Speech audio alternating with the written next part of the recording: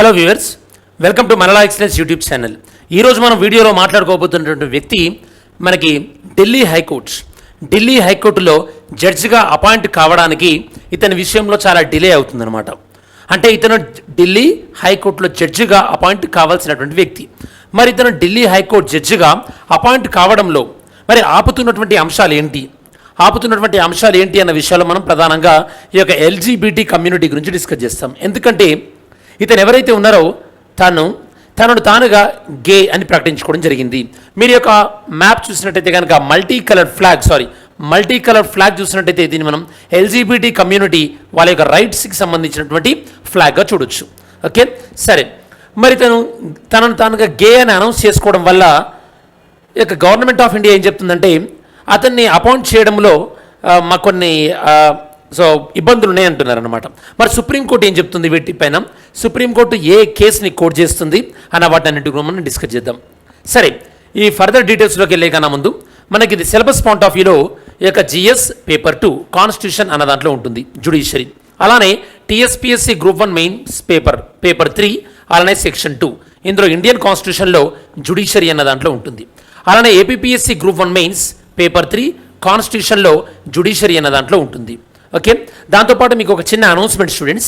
ఆ అనౌన్స్మెంట్ ఏంటంటే మనకి మనలా ఎక్సలెన్స్ ఇన్స్టిట్యూట్లో మనకి question to answer mentorship session, దాంతోపాటు మనకి క్వశ్చన్ టు ఆన్సర్ మనకి అంటే క్లాస్ రూమ్లో ఎక్స్ప్లెనేషన్ అనేది ఒక ప్రోగ్రామ్ లాంచ్ చేశారు. ఆ ప్రోగ్రామ్ డీటెయిల్స్ నేను మీకు రేపు వీడియోలో మీకు పిక్ అనేది ఇంక్లూడ్ చేస్తాను. మీరు డౌట్ ఉన్న వాళ్ళు ఏమైనా దాని గురించి క్లారిఫికేషన్ కావాల్సిన వాళ్ళు ఇన్స్టిట్యూట్కి కాల్ చేసి కనుక్కోవచ్చు స్టూడెంట్స్. ఓకే, సరే. నెక్స్ట్ ఇక్కడ మనం చూసినట్టయితే కనుక మనం ఎవరి గురించి మాట్లాడుకుంటున్నాం అంటే సౌరభ్ కిర్పాల్ అనే జడ్జి గురించి మాట్లాడుకుంటున్నాం. సరే, అసలు ఈ వీడియోలో మనం ఏమేమి డిస్కస్ చేయబోతున్నాం, అసలు ఇది వార్తల్లో ఎందుకు ఉంది, why it is in news, అలానే ఈ యొక్క Kirpal appointment high court judge appointment కన్నా ముందు ఏం జరిగింది, అలానే ఈ యొక్క కిర్పాల్ యొక్క అపాయింట్మెంట్కి ఎందుకు డిలే అవుతుంది, దాంతోపాటు గవర్నమెంట్ ఆర్గ్యుమెంట్స్ ఏంటి కిర్పాల్ అపాయింట్మెంట్ విషయంలో, అలానే కొలీజియం గవర్నమెంట్ ఆబ్జెక్షన్స్కి కొలీజియం ఇస్తున్నటువంటి కౌంటర్ ఏంటి అంటే సుప్రీంకోర్టు యొక్క కిర్పాల్ని అపాయింట్ చేయాలి అని ఎందుకు సపోర్ట్ చేస్తుంది ఢిల్లీ హైకోర్టు జడ్జిగా, దాంతోపాటు హోమోసెక్సువాలిటీకి సంబంధించి మన సుప్రీంకోర్టు ఎలాంటి జడ్జిమెంట్స్ ఇచ్చింది, దాంతోపాటు కాన్స్టిట్యూషనల్ మొరాలిటీ, దాంతోపాటు మనకి మెజారిటేరియన్ వ్యూ అంటే కాన్స్టిట్యూషన్కి కరెక్ట్ అయినది, దాంతోపాటు ఎక్కువగా ప్రజల్లో ఆమోదం పొందేది, 2 సార్లు కరెక్ట్ కాకపోవచ్చు ఒకసారి, దాన్ని కూడా ఒకసారి మనం డిస్కస్ చేద్దాం. Constitutional morality regarding the homosexuality. So ఇప్పుడు మీకు అర్థమైంది కదా. ఒకసారి నేను మీకు కాంటెక్స్ట్ చెప్తాను స్టూడెంట్స్. కాంటెక్స్ట్ ఏంటంటే నేను మీకు ఇందాక చెప్పినట్టు సౌరభ్ కిర్పాల్ విషయంలో తనను తాను గే అని ప్రకటించుకోవడం, దాంతోపాటు గే అంటే మనకి a person who is sexually attracted to opposite gender, అంటే మేల్కి అట్రాక్ట్ అయినా లేదా ఫీమేల్కి అట్రాక్ట్ అయినా దాన్ని మనం గే అంటాం. నేను మీకు ఎల్జీబీటీ కమ్యూనిటీలో చెప్పాను, LGBTQ అనేటటువంటి కమ్యూనిటీలో ఎక్స్ప్లెయిన్ చేయడం జరిగింది. Lesbian, gay, bisexual, transgender and queer అని చెప్పేసి. సో మరి ఈ పాయింట్ ఆఫ్ వ్యూలో గవర్నమెంట్ ఆఫ్ ఇండియా యొక్క కిర్పాల్ అపాయింట్మెంట్ విషయంలో బాగా గుర్తుపెట్టుకోండి. ఈ యొక్క మనకి అపాయింట్మెంట్ ఆఫ్ హైకోర్ట్ జడ్జ్ మరి యొక్క అపాయింట్మెంట్ ఆఫ్ హైకోర్టు జడ్జి విషయంలో ఇతని విషయంలో మనకి 2 విషయాలు ఉన్నాయి స్టూడెంట్స్. ఏంటో 2 విషయాలు? ఒకటి తనను తాను గే అని ప్రకటించుకోవడం, రెండవది ఏంటంటే ఈ యొక్క తన యొక్క పార్ట్నర్ ఎవరైతే ఉన్నారో ఆ పార్ట్నర్ స్విస్ కంట్రీకి అంటే యొక్క స్విట్జర్లాండ్ నేషన్కి చెందినటువంటి వ్యక్తి అనమాట. మరి మీకు చాలాసార్లు చెప్పాను, ఎప్పుడైనా సరే సుప్రీంకోర్టు జడ్జిలు కానీ హైకోర్టు జడ్జిలు కానీ అపాయింట్ చేసేటప్పుడు వాళ్ళని రిఫర్ చేసేది ఎవరు? కొలీజియం. మనకు సుప్రీంకోర్టు జడ్జి అయితే కనుక కొలీజియం 5 జడ్జెస్ ఉంటారు. హైకోర్టు జడ్జిల విషయంలో కొలీజియంలో 3 జడ్జెస్ ఉంటారు. ఎప్పుడైతే కొలీజియం నేమ్స్ ఏవైతే ఉంటాయో అవి గవర్నమెంట్కి రిఫర్ చేస్తుంది. గవర్నమెంట్ ఏం చేస్తుంది? గవర్నమెంట్ వాళ్ళపైన మనకి యొక్క ఎంక్వైరీ అనేది చేస్తుంది స్టూడెంట్స్, మరి ఇప్పుడు గవర్నమెంట్ ఎంక్వైరీ చేసిన తర్వాత ఈ యొక్క గవర్నమెంట్ ఎంక్వైరీలో గవర్నమెంట్కి రీసెర్చ్ అండ్ అనాలిసిస్ వింగ్ వాళ్ళు ఏం చెప్పారంటే కనుక ఇతను యొక్క గే అని డిక్లేర్ చేసుకున్నాడు, దాంతోపాటు ఇతని యొక్క పార్ట్నర్ స్విస్ నేషన్ అని చెప్పేసి ఈ డీటెయిల్స్ అంటే ఇతను ఓపెన్గానే డిక్లేర్ చేసుకున్నాడు ఈ విషయము, దాంతోపాటు తన యొక్క పార్ట్నర్ స్విట్జర్లాండ్. మరి ఇప్పుడు గవర్నమెంట్ ఏమంటుందంటే తన యొక్క పార్ట్నర్ వేరే కంట్రీ అంటే other country, foreign national, other national అని, దాంతోపాటు ఇతని యొక్క సెక్షువల్ ఓరియంటేషన్ అంటే ఇతను గే అవ్వడం కూడా. ఎందుకు ఇతను గే అవ్వడం వల్ల ఈ యొక్క గే రైట్స్కి సంబంధించి లేదా హోమోసెక్షువల్ వాళ్ళ రైట్స్కి ఉంటాయి కదా, వాళ్ళ రైట్స్ విషయంలో తన యొక్క నిర్ణయం అనేది బయాస్గా ఉండొచ్చు అని గవర్నమెంట్ వాదన. కాకపోతే అందులో లాజిక్ లేదనుకోండి, ఎందుకంటే ఆ కేసుల్లో ఆ బెంచ్లో ఇతన్ని కాకుండా వేరే వాళ్ళ నుంచి సరిపోతుంది, అది పెద్ద విషయం కాదు. అలానే అదర్ నేషన్, మన జడ్జిలలో చాలామంది యొక్క వాళ్ళ యొక్క స్పౌసెస్ అంటే వాళ్ళ యొక్క పార్ట్నర్స్ వేరే కంట్రీలకు చెందిన వాళ్ళు ఆల్రెడీ ఉన్నారు. దాంతోపాటు స్విట్జర్లాండ్ అనేది మనకి ఎనిమీ కంట్రీ కాదు, ఫ్రెండ్లీ కంట్రీ. కాబట్టి కొలీజియం ఏమంటుందంటే అతను తనను తానుగా గే అని ప్రకటించుకోవడం, అలాగే గే అన్నంత మాత్రాన వాళ్ళ యొక్క ఫండమెంటల్ రైట్స్ వాళ్ళ నుంచి తీసుకోవడానికి వీల్లేదు అని సుప్రీంకోర్టు గతంలో జడ్జిమెంట్స్ చెప్పడం, ఇవన్నీ ఉన్నాయి. కాబట్టి ఇతన్ని మీరు హైకోర్టు జడ్జిగా నియమించండి అని సుప్రీంకోర్టు కొలీజియం చెప్పింది. ఇది మీకు కేస్ ఓవర్ రివ్యూ అనమాట. సరే, ఇందులో మనం డిస్కస్ చేద్దాం ఒకసారి. సో ఇప్పుడు మనం మాట్లాడుకుంటున్నటువంటి జడ్జి పేరు ఏం పేరు, లాయర్ పేరు, ఇంకా జడ్జిగా అపాయింట్ అవ్వలేదు, సీనియర్ అడ్వకేట్, అతని పేరు Saurabh Kirpal students. So supreme court collegium 3 member judges 2021లో ఇతన్ని యొక్క హైకోర్టు జడ్జిగా రికమెండ్ చేయడం జరిగింది. ఈ ప్రాసెస్ మనకి 2018లో స్టార్ట్ అయింది స్టూడెంట్స్. ఆల్రెడీ ఇతన్ని మనకి ఈ యొక్క సీనియర్ జడ్జిగా అంటే ఢిల్లీ హైకోర్టులో ఉన్నటువంటి జడ్జెస్ అందరూ కూడా ఇతన్ని సీనియర్ అంటే అడ్వకేట్ అండ్ సీనియర్ అడ్వకేట్గా ఇతన్ని ఆల్రెడీ డిజిగ్నేషన్ ఇవ్వడం జరిగింది. దాని తర్వాత అంటే మనకి జడ్జిలు హైకోర్టు జడ్జిలుగా జనరల్గా డిస్ట్రిక్ట్ జడ్జిలైనా వస్తారు, లేదా బార్ కౌన్సిల్ నుంచి అంటే లాయర్ సీనియర్ అడ్వకేట్ అయిన తర్వాత కూడా జడ్జి అవ్వచ్చు. ఇతను అలా అవుతున్నారు అనమాట. సరే, ఇతని యొక్క సెక్షువల్ ఓరియంటేషన్ గురించి ఇప్పుడు కాంట్రవర్సీ ఉందని చెప్పాను కదా, ఎందుకు డిలే అయింది అన్నదాన్ని కూడా నేను మీకు ఆల్రెడీ ఎక్స్ప్లెయిన్ చేయడం జరిగింది స్టూడెంట్స్. స్విట్జర్లాండ్ గురించి గవర్నమెంట్ ఆర్గ్యుమెంట్స్ ఏంటంటే ఈ యొక్క హోమోసెక్షువాలిటీ ఇండియాలో డీక్రిమినలైజ్ అయినప్పటికీ కూడా ఇంకా మనం సేమ్ సెక్స్ మ్యారేజెస్ని గుర్తించలేదు. దాంతోపాటు ఇతన్ని అపాయింట్ చేస్తే ఇతని గే రైట్స్ విషయంలో ఇతను ఇచ్చేటటువంటి జడ్జిమెంట్ అనేది బయాస్డ్గా ఉండే అవకాశం ఉంటుంది, అంటే కరెక్ట్గా బ్యాలెన్స్డ్గా ఉండదు అంటున్నారు. దాని సొల్యూషన్ ఉందని మీకు ఆల్రెడీ చెప్పాను స్టూడెంట్స్. ఓకే, సరే, నెక్స్ట్ కొలీజియం కౌంటర్. కొలీజియం ఏం చెప్తుందంటే స్విట్జర్లాండ్ అనేది మనకి ఫ్రెండ్లీ నేషన్. సరే, మీకు ఇక్కడ ఒక క్వశ్చన్ స్టూడెంట్స్, మన ఇండియాకి ఎనిమీ ఏలియన్స్ అంటే ఎనిమీ నేషన్స్ ఏంటి? ఎనిమీ నేషన్స్ నుంచి వచ్చిన వాళ్ళని మనం ఏమంటాం? ఎనిమీ ఏలియన్స్ అంటాం కదా. సరే, ఎనిమీ నేషన్స్ అంటే ఏంటి? దాంతోపాటు ఇతను తన యొక్క సెక్షువల్ ఓరియంటేషన్ని ఓపెన్గా చెప్పడం అనేది మనం చాలా ప్రోగ్రెసివ్గా ఆలోచించాలి. ఎందుకు? సుప్రీంకోర్టు ఏం చెప్పింది మనకి? నవతేజ్ సింగ్ జోహార్, వెరీ వెరీ ఇంపార్టెంట్ ఈ కేసు, నవతేజ్ సింగ్ జోహార్ కేసు 2018.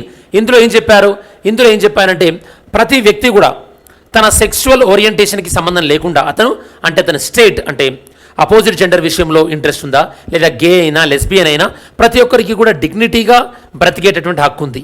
దాంతోపాటు ఇంకేంటంటే ప్రతి వ్యక్తి కూడా తన యొక్క ఫండమెంటల్ రైట్స్ని తీసుకోవడానికి వీల్లేదు ప్రభుత్వం, అతను వేరే సెక్షువల్ ఓరియంటేషన్ ఉంది కాబట్టి. ఈ విషయంలో సుప్రీంకోర్టు, అంతకన్నా ముందు ఢిల్లీ హైకోర్టు కూడా ఈ యొక్క హోమోసెక్స్ ఏదైతే ఉందో దాన్ని డీక్రిమినలైజ్ చేయడం జరిగింది 2009. ఫస్ట్ 2009లో ఈ యొక్క ఢిల్లీ హైకోర్టు ఈ యొక్క హోమోసెక్స్ని డీక్రిమినలైజ్ చేసినప్పుడు అందులో అంటే ఒక ఎన్జిఓ కేసు వేసిందనమాట దీని గురించి. ఆ కేసు వేసినటువంటి ఎన్జిఓ ఎవరంటే నాస్ ఫౌండేషన్. ఈ నాస్ ఫౌండేషన్ తరపున అడ్వకేట్గా వాదించింది కిర్పాలి అనమాట. సో చాలామంది అదే అంటున్నారు, అతను గే కాబట్టి అతని హక్కుల కోసం వాదించాడు అంటే అది లాజిక్ లెస్. ఆమె ఉమెన్ కాబట్టి ఉమెన్ రైట్స్ కోసం వాదిస్తుంది అంటే వాదిస్తారు, ఎవరిష్టం వాళ్ళది. ఓకే, వాదనలో న్యాయం ఉందా లేదా అనేది పాయింట్, అంతే తప్పించి అతను గేనా లెస్బియన్నా ఇవి కాదు కదా ముచ్చట. ఓకే, నెక్స్ట్ సుప్రీంకోర్టు ఏం చెప్పిందంటే నవతేజ్ సింగ్ జోహార్ వర్సెస్ యూనియన్ ఆఫ్ ఇండియా కేసులో గే అయినా సరే ఎవరైనా సరే ప్రతి ఒక్కరికి వాళ్ళకు జీవించే హక్కులు ఉన్నటువంటివి. గేస్ పక్కన పెట్టిన స్టూడెంట్స్, ఈవెన్ మనకి ఉరిశిక్ష పడినటువంటి ఖైదీలకు కూడా వాళ్ళకి జీవించే హక్కు ఉంటుంది, వాళ్ళకి లాయర్ ఇస్తారు, అలానే కోర్టు వాళ్ళ యొక్క వాదన వినేటటువంటి అవకాశం ఉంటుంది. మరి ఇలాంటి సందర్భంలో ఇలా వీళ్ళ యొక్క సెక్షువల్ ఓరియంటేషన్ డిఫరెన్స్ ఉంది కాబట్టి వాళ్ళని సరిగ్గా ట్రీట్ చేయడం అనేది కరెక్ట్ కాదు కదా. ఇప్పటి వరకు అక్రాస్ ద వరల్డ్ ప్రపంచవ్యాప్తంగా 132 దేశాలు హోమోసెక్స్ని డీక్రిమినలైజ్ చేయడం జరిగింది. ఇందులో సుమారుగా 32 కంట్రీస్ సేమ్ సెక్స్ మ్యారేజ్ని ఒప్పుకున్నాయి. నేను మీకు సేమ్ సెక్స్ మ్యారేజ్ అన్న దాని గురించి ఆల్రెడీ వీడియో చేశాను, ఇక్కడ ఆ వీడియోని ఇక్కడ కార్డ్స్లో ఇంక్లూడ్ చేస్తాను. సేమ్ సెక్స్ మ్యారేజ్ అన్నది మన ఇండియాలో సుప్రీంకోర్టు అడిగిందనమాట గవర్నమెంట్ని. దీన్ని మీరు లీగలైజ్ చేస్తారా లేదా అని చెప్పేసి ఆ పాయింట్ ఆఫ్ వ్యూ ఒకసారి చెక్ చేసుకోండి. అదే పాయింట్ ఇక్కడ. సో దాంతోపాటు ఈ యొక్క గవర్నమెంట్ ఆఫ్ ఇండియా ఇప్పటికీ కూడా ఈ యొక్క హోమోసెక్షువల్ ఎవరైతే ఉన్నారో వాళ్ళు కాన్స్టిట్యూషనల్ పోస్ట్ అంటే రాజ్యాంగబద్ధ పదవులు చేపట్టడానికి ప్రభుత్వం ఇప్పటికీ కూడా కొద్దిగా ప్రభుత్వానికి కొన్ని రకాలైనటువంటి రిజర్వేషన్స్ అంటే ప్రభుత్వం అంతా సానుకూలంగా లేదు అని మనం చెప్పొచ్చు ఫ్రెండ్స్. ఓకే, అదే ఇక్కడ మనకి సౌరభ్ కృపాల్ విషయంలో జరిగింది. ఓకే, మరి constitutional morality validating the homosexuality. ఇక్కడ మీరు బాగా గుర్తుపెట్టుకోండి స్టూడెంట్స్, కాన్స్టిట్యూషనల్ మొరాలిటీ దాంతోపాటు majoritarian view. Okay, constitutional morality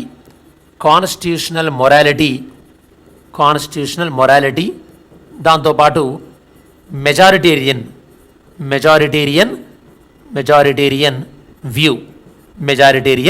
view constitutional morality versus majoritarian view. ఇక్కడ కాన్స్టిట్యూషన్ ఏం చెప్తుంది? ప్రతి ఒక్కరికి సమానమైనటువంటి హక్కులు ఉండాలి. అంటే ఈ యొక్క ఎల్జీబీటీక్యూ కమ్యూనిటీస్కి సమానమైన హక్కు ఉండాలి. మెజారిటీ వ్యూ మరి గే వాళ్ళకి మనము అంటే లెస్బియన్ వీళ్ళకి మనకి సరైనటువంటి పొజిషన్ ఇస్తే మాకు పీపుల్లో అంటే ఒక ఎలక్షన్లో కానీ పీపుల్లో కానీ గవర్నమెంట్కి ఏమైనా ఎఫెక్ట్ ఉంటుందా, మెజారిటీ ప్రజలు ఎలా ఆలోచిస్తారో అని ఇదొక వ్యూ అనమాట. ఎప్పుడైనా గుర్తుపెట్టుకోండి, majoritarian view and constitutional morality రెండు కాన్ఫ్లిక్ట్ అయినప్పుడు కాన్స్టిట్యూషనల్ మొరాలిటీయే మనకి ప్రివేల్ అవుతుంది. ఎందుకంటే ఇస్లామిక్లో చాలామంది కూడా ట్రిపుల్ తలాక్ని సమర్థించారు మెజారిటేరియన్ వ్యూ. కాకపోతే కాన్స్టిట్యూషనల్ రైటేనా? రైట్ కాదు అనకదా. కాబట్టి కాన్స్టిట్యూషనల్ మొరాలిటీని మనకు సుప్రీంకోర్టు ఇక్కడ బెంచ్ మార్క్గా తీసుకుంటూ సుప్రీంకోర్టు ఏమన్నదంటే ఈ యొక్క కాన్స్టిట్యూషన్ అనేది మైనారిటీ యొక్క హక్కుల గురించి కూడా కాపాడేటటువంటి వ్యవస్థ రాజ్యాంగం అనేది. కాబట్టి మేము మైనారిటీల యొక్క హక్కులను కూడా కాపాడాలి. అప్పుడే మనం ఈ యొక్క ప్లూరలిస్టిక్ అండ్ ఇంక్లూజివ్ సొసైటీని కాపాడగలుగుతాం.